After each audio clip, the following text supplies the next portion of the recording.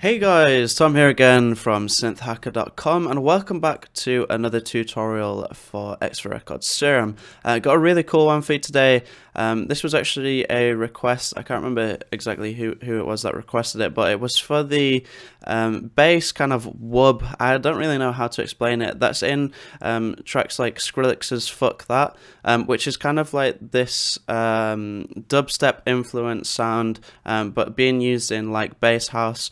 Similar artists that do the sound of like Habstrakt and Eptic, Destructo, Jaws or Jaws, however you say his name. And yeah, this is the sound that we're going to be looking at creating from scratch. I'll just play it for you again.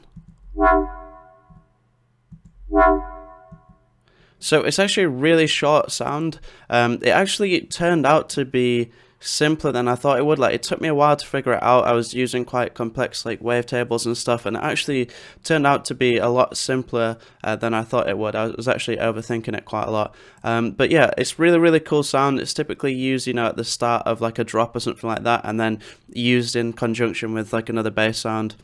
Really cool stuff. So we're going to go ahead and initialize the patch here. As always, guys, if you haven't done so already, go ahead and check out my website over at synthhacker.com. I currently have a sale on my Serum Mega Pack, which contains over 600 presets, all created by me for genres like this, you know, trance, just all sorts of stuff, really, from like house. You know, really useful sounds. So definitely go ahead and check those out if you haven't done already at the link in the description below or over at synthhacker.com. And thanks in advance if you decide to purchase that. But without further ado, let's start making this sound from scratch. So it is a bass sound because I did add a sub oscillator. You could just kind of have the wob on its own if you don't want it to be a bass sound, if you want it to be layered over something else, for instance. But for the purpose of this tutorial, we're going to keep it as a bass sound. So we're going to have a sub layer, which is going to pitch down to octaves. And then we're going to have oscillator A and B. We're actually going to turn the amplitude of oscillator A all the way down though, which I'll explain in just a second. And then what we're going to do is pitch oscillator A up 1 octave and oscillator B down 2 octaves. We're going to change both of these wavetables to just basic sine waves. If we go into analog, basic shape, sine waves. And the reason why I turn the amplitude down on oscillator A is because we're actually not using this oscillator as a kind of like output for a waveform. What we're going to do is actually use this as a modulation source for oscillator B. And what I mean by this is, Serum has FM capabilities. If you go down here, you can use the oscillator A as a frequency modulation signal. You can use the noise oscillator or the sub oscillator, and then you've also got ring modulation if you so wish, and amplitude modulation as well. But really a great way to get some really nasty sounds out of Serum is by using FM, which is a bit similar to if you used to using Massive a lot. It's kind of similar to using the phase modulation in Massive. So what we're going to do, we're actually going to pull this up quite a little bit, and so far we just have this sound,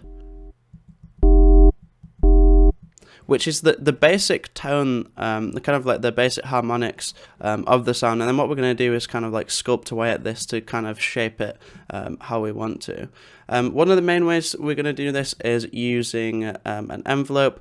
One thing I'm going to do quickly is just make sure the sub is going directly out, so it's not going to be affected by the effects that we put on later on. I'm also just going to turn the level of the sub down a little bit because it is far too loud for the minute. So what we're going to do, we're going to set up envelope 1 here, which by default is the amplitude envelope within Serum.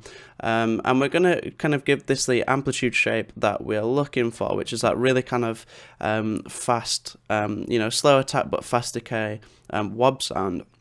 We're also going to use this as a modulation source in a second, which I'll get to in just a second. But what I'm going to do is just move the attack first of all to around 300 seconds, something like that. Got a bit more control over here. So about 304, something like that. And then I'm going to bring the sustain right down.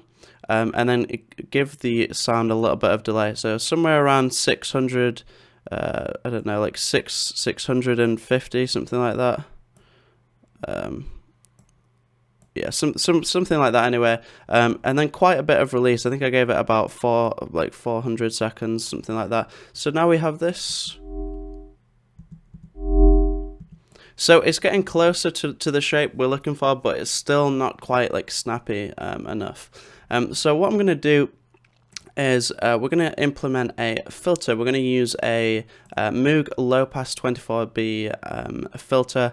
We're going to make sure that oscillator A is being routed through this. We don't need to route oscillator B through it because we're not getting any signal from it. And the sub oscillator is just being routed directly out of the synth anyway. And then what we're going to do, we're going to bring the cutoff all the way down on this filter. So if we were to play it now, we wouldn't hear anything. And then what we're going to do is use envelope 1 to modulate the cutoff of this filter. So if you imagine over the time that the sound's playing, and this is the amplitude envelope, the filter cutoff is also going to be following this same pattern. So the filter's going to open up and then close, which is going to give us a really, really nice sound. So that's like getting closer. It's still not completely what we're looking for though. What we're going to do is actually use the envelope to do something else as well. We're actually going to use it to modulate how much frequency modulation is actually going on in the sound. Because at the minute we're not really hearing too much like harmonically. It's not really that interesting. But if we were to push this frequency modulation parameter up, we'd hear a lot more like harmonics being produced, which is essentially just as you would expect in like an FM synth or something like that.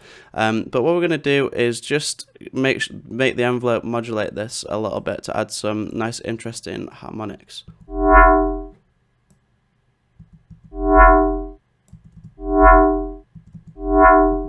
You can hear there that adds a lot of texture and a lot of character to the sound. The next thing we're going to do is go into the effects. And there's going to be a few things that we set up here. First of all, we're going to set up the hyperdimension effect. We're not using the dimension expander for this sound. We're just going to be concerned with the hyper section.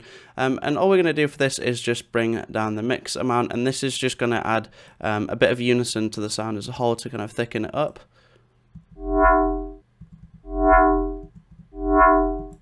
So you can hear that really kind of thickens up the sound nicely. The next thing we're going to do is add a little bit of distortion. We're actually going to use this Serum distortion. We're going to set it to post. And then what we're going to do is high pass the distortion. So it's only distorting past a certain frequency, somewhere around 500 will be fine. We're going to keep the drive about where it is, but we're going to bring the mix down a little bit so it's a little bit more subtle. And then we get this. Again, it just makes the sound, it just adds that like nice little bit of polish, makes it, you know, distortion is a really great way to produce some interesting harmonics on top of a sound that you've already got. Distortion, you'll find, is generally more effective on sounds that are kind of have a purer tone, like a sine wave or whatever, rather than you know, just like a pure saw wave. You'll hear the sound is much more noticeable. The next thing we're going to do is just add a little bit of subtle EQ to the sound. Like I said, we do have like a sub layer which is being routed directly out of the synth. So what we can do for the rest of the sound being produced by oscillator B and A, what we can do is actually just roll off some of that low end, just so we've got a nice clean sound. And you know, it's cutting off the low end being produced by oscillator B and A, but you know, we've still got the low end from the sub, so we don't need to worry about that. And then the other thing that I did was also just boost the highs a little bit, like with a high shelf EQ. And then finally, all I did was add a reverb. I actually put this after the EQ, I think. Brought the mix amount down a little bit. Also pushed this high cut parameter a little bit, just to take some of the kind of harshness out of the reverb. Not too much, because we do obviously want some highs in the reverb. And then also just cut the lows as well to cut any remaining muddiness out as well. And then we get this.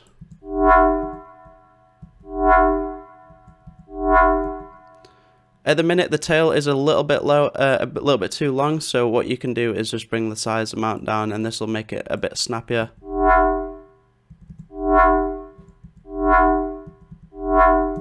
And that is the sound, really. You can do a lot more with this. You could try some different types of distortion. You can really kind of mess around about with the envelope until you kind of find, you know, some parameters that work for you. You know, this might be a little bit too long for you. You might want it to be a little bit snappier.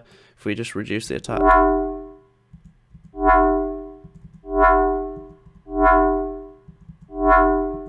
You know, so just play around with, you know, whatever you think sounds best. You can also play around with the FM amount a little bit. Just bear in mind that this is like super sensitive. You know, even like a slight increase in the amount of frequency modulation can really dramatically change the sound.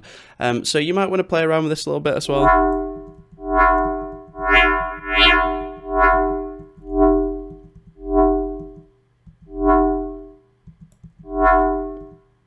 So yeah, that pretty much covers the sound. Actually turned out being simpler than I thought it would. Hopefully this was quite enlightening to you as well, and in terms of how to create sounds like this. Really cool. If you have any questions or comments, feel free to leave them down below, or suggestions for future tutorials. Like I said, this tutorial came as part of a suggestion, so I do try and you know, fulfill those requests when I can.